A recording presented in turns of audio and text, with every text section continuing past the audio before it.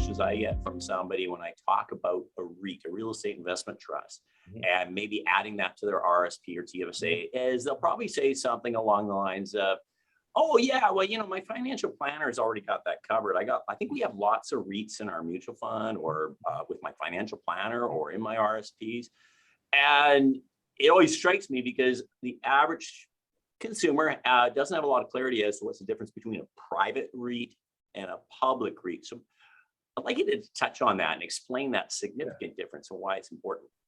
Okay, so I guess there's a whole bunch of little micro differences, but really the major one is that a public REIT is traded on a stock exchange and a private REIT distributes itself a different way. We don't trade on a stock exchange. When you want to subscribe, if we're taking capital, you go through your financial advisor and you subscribe and you buy units. When you don't want them anymore, you redeem those units.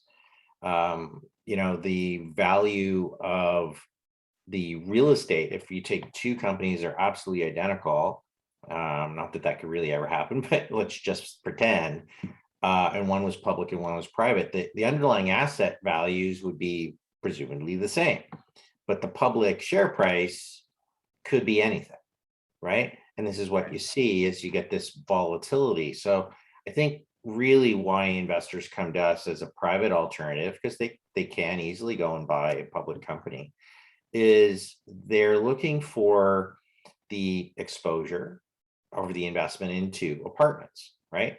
Not the stock market overlay, right? They don't want that extra volatility from the stock market.